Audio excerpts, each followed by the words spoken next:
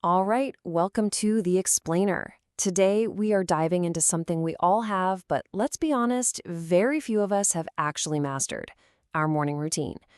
We're going to break down how to completely reset it, how to treat that daily chaos for a real sense of calm and intentional control. Okay, let's get into it. So, let me ask you something right off the bat.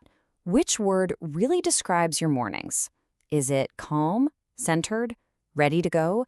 Or is it a little more like chaos? You know, the frantic search for your keys, that mad dash right out the door. If you're nodding along to the chaos part, trust me, you are not alone, and that's exactly what we're here to fix. So here's our game plan. First, we'll talk about why your morning is just so powerful. Then I'll introduce you to a super simple framework I'm calling the 4 pillars. After that, we get really practical. We'll diagnose your current routine, design a brand new one, and then, the most important part, we'll talk about how to make it actually stick. So, what's the big deal about the first hour of your day anyway? Well, it's because how you start your morning pretty much sets the tone for everything that comes after. This isn't just about waking up. It's about waking up with a real sense of purpose. And the payoffs, they're huge. We're talking about everything from your mind to your body. Yeah, you'll see a jump in productivity and happiness for sure. But you know, the real game changer, the benefit that underpins all the others, is this. It gives you control over your day instead of letting the day's chaos control you. And this quote just nails the long-term impact. The author Hal Elrod puts it perfectly.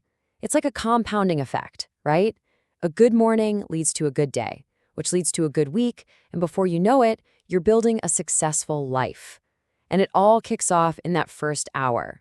Okay, so how do we actually build a routine that works? The key is to stop just randomly grabbing habits you read about online.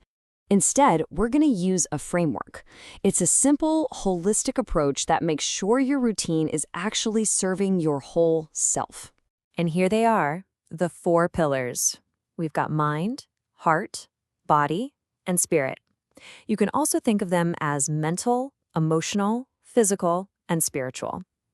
The whole idea is to pick just one small activity from each of these areas to create a start to your day that's genuinely balanced and nourishing. First up, the mind. This is all about getting some clarity. Instead of waking up to that fog of a million things to do, what if you just got it out of your head? Maybe you jot down your 3 biggest priorities on Post-it notes, or you could feed your mind by reading. And hey, this doesn't have to be some huge time commitment. Just 10 minutes a day adds up to reading about 12 books a year. How cool is that? Next is the heart. This pillar is all about setting your emotional tone for the day on purpose. It could be something you do internally, like just thinking of 3 things you're grateful for before your feet even touch the floor. Or it could be external, like giving someone a quick hug. That simple action, and get this, it's scientifically proven, boosts oxytocin, the so-called love hormone, and can literally shift your emotional state for the rest of the day. Now for the body pillar. This is about taking care of your physical self. You know, a really powerful first step, even before you think about coffee, is just simple hydration. Pair that with a little gentle movement, a short walk, a few stretches, and we're not talking about some grueling workout here. Even your physical space counts. The simple act of making your bed creates a sense of external order that, believe it or not, helps create internal calm. And finally, we have spirit. Now, it is really important to say this has nothing to do with religion, unless you want it to. It's about feeling connected and grounded. For some people, that might be a 5-minute guided meditation on an app. For others, it's as simple as just stepping outside.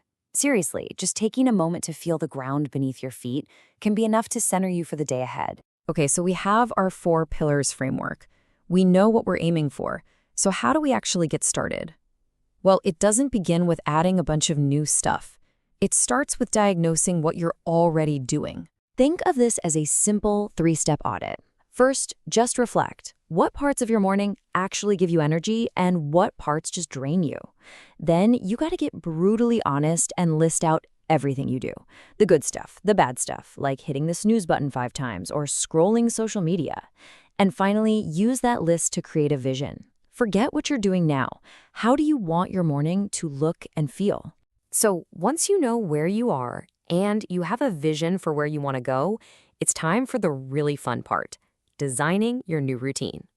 And here is the most crucial point of all. There is no such thing as a one-size-fits-all perfect routine. Look, what works for some productivity guru isn't necessarily going to work for you. The goal here is to find what makes you feel happy and productive.